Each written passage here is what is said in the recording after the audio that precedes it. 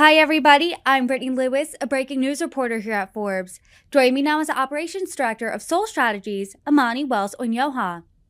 Amani, I am so excited to talk to you today. We have a lot to break down in the political realm, starting with President Biden recently announced his reelection campaign at the end of April, which essentially makes him the de facto Democratic nominee for president. So I know it's only been 2 weeks, but what do you think of the campaign so far?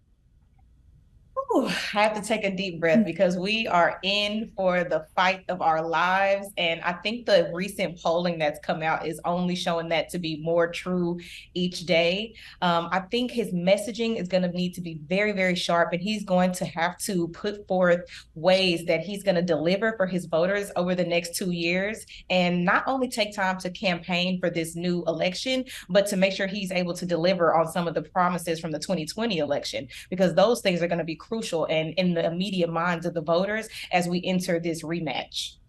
And it's almost easier to be in the Republicans' position to, be fighting, saying this is where so and so is not doing a good job. But it's almost harder to defend your, like what you've done so far. But Yes. voters seem less than thrilled he is running again. You mentioned a poll. I think we're going to be talking about the same poll. His current approval rating sits at 36%, according to the Washington Post ABC News poll.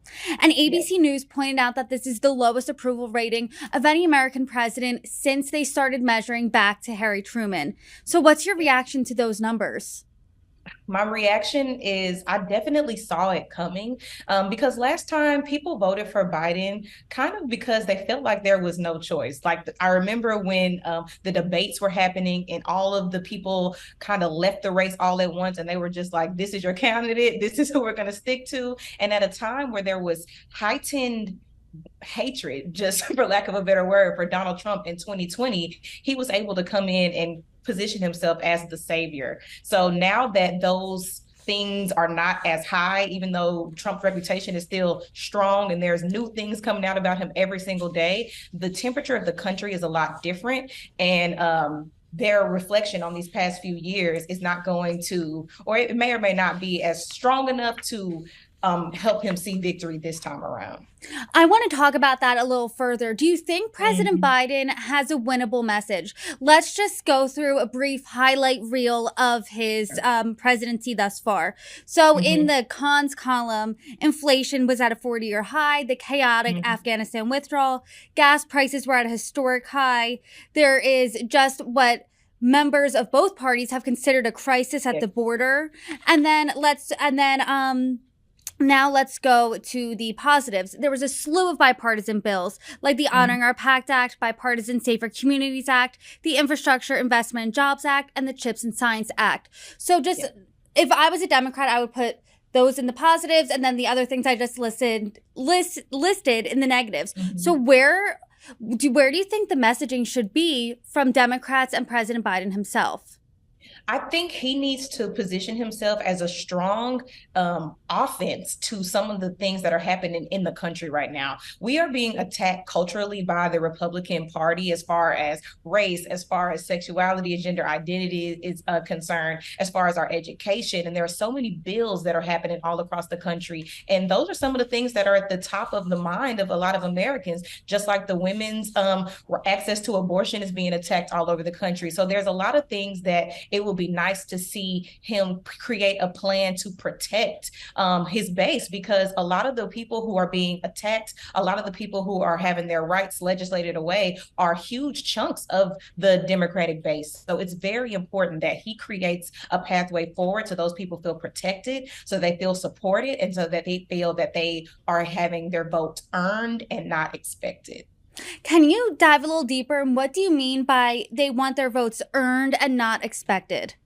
Yes, I could talk about this for like 10 days, but it's assumed a lot of the time that certain liberal classes in the country will vote Democrat, because historically those have been the people in elected office who have aligned themselves with them and shown them vocal support and some legislative support in the past, like when they were given the right to vote, and some of the liberal judges who codified, well, used Roe v. Wade has gone now, but at the time, some of those liberal judges had a hand in protecting abortion access at the time. So historically, we have been represented by the Democratic Party. However, we're entering a very strange time because under a Democratic leader, we have had a lot of these same protections that once were for us revised or removed. So going into 2024 without a path forward of making sure some of those protections are brought back, codified into law,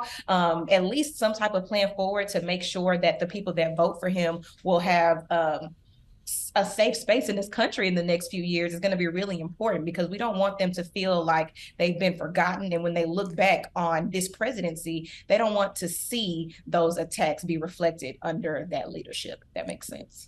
How do Democrats do that then? Because if you're talking to an average voter, Mm-hmm. I mean, they could easily say, hey, within the past few years, I mean, the value of the dollar has decreased. So my paycheck essentially is getting smaller.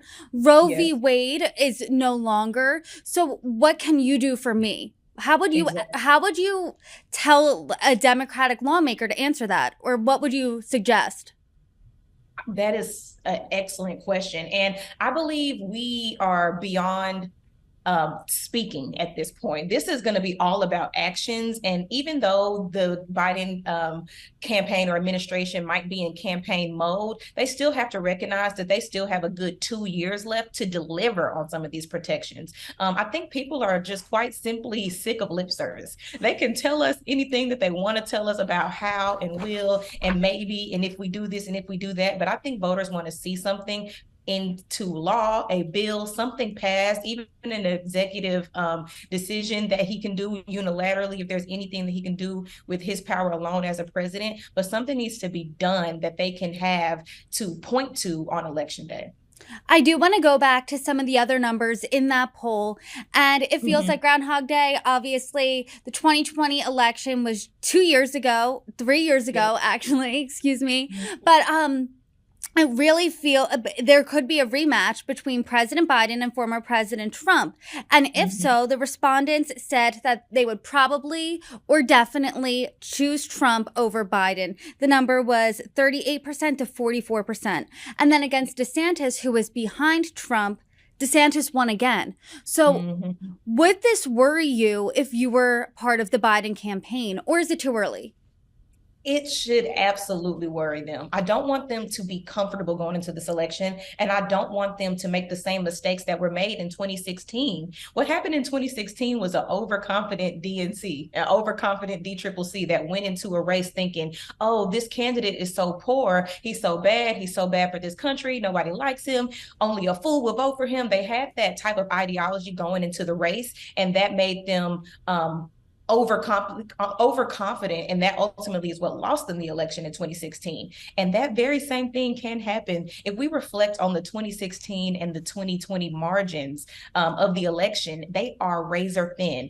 Biden won by just 44,000 votes. We are a country of millions of people, and it was 44,000 votes ultimately reflected in the Electoral College that won him that victory. If we look back on the 2016 race, ex-President Trump got 76,000 votes in the Electoral College over Hillary Clinton. So just thinking about those numbers, it's something to digest and understand that this race isn't anywhere near over, and you should be taking some of the feedback that you're getting early on so that you can have time to pivot over the next year or so.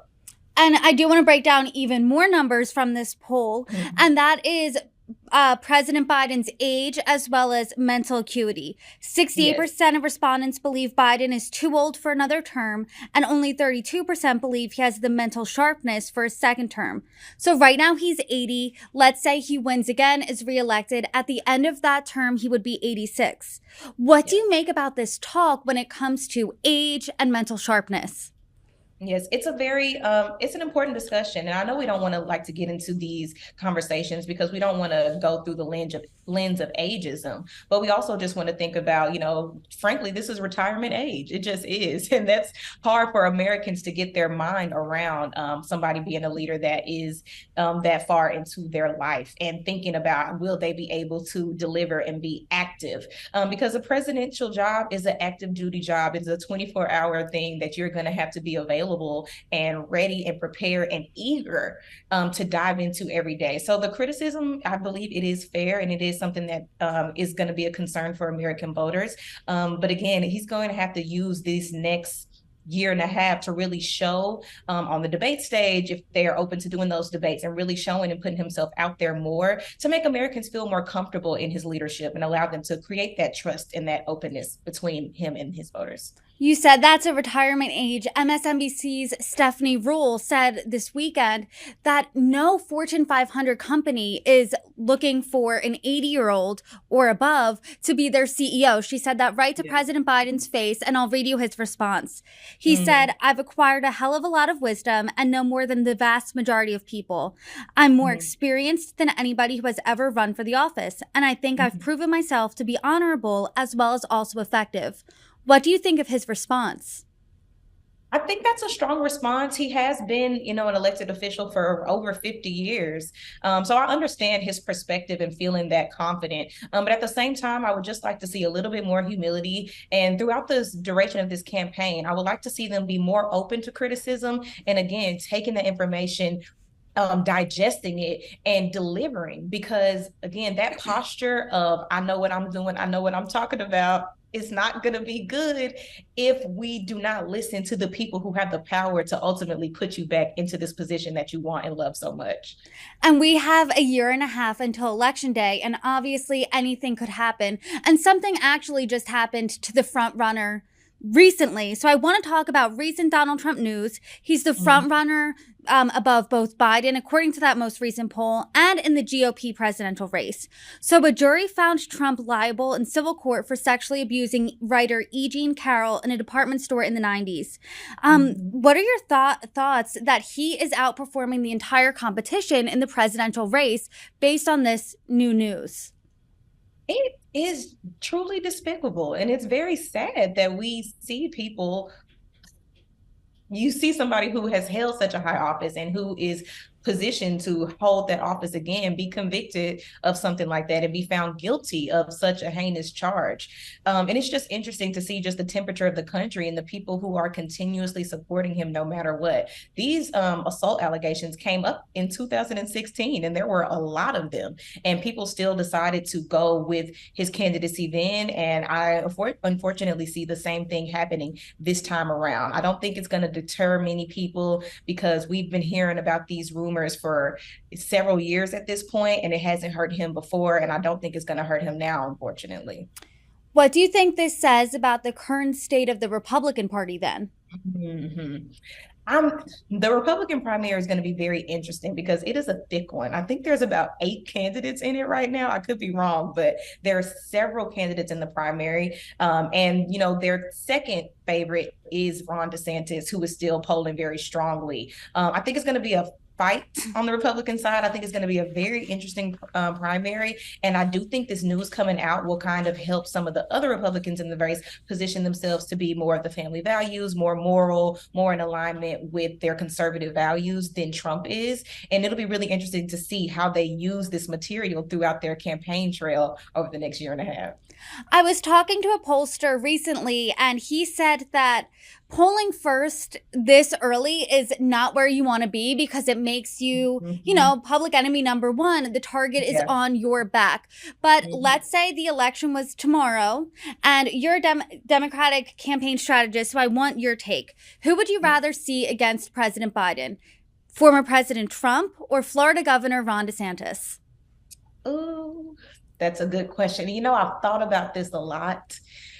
I've thought about this a whole lot, and it's almost impossible for me to make a decision because they're both, in my opinion, bad picks for 2 reasons. Trump is just very unpredictable. His history is very shady, and I question his morality overall is probably one of the biggest things with him. As far as Ron DeSantis, he seems like a fine fellow, I suppose. But the bills and the laws that have been coming out of Florida are terrifying. And I would be super scared to see any of those things happen on a federal level.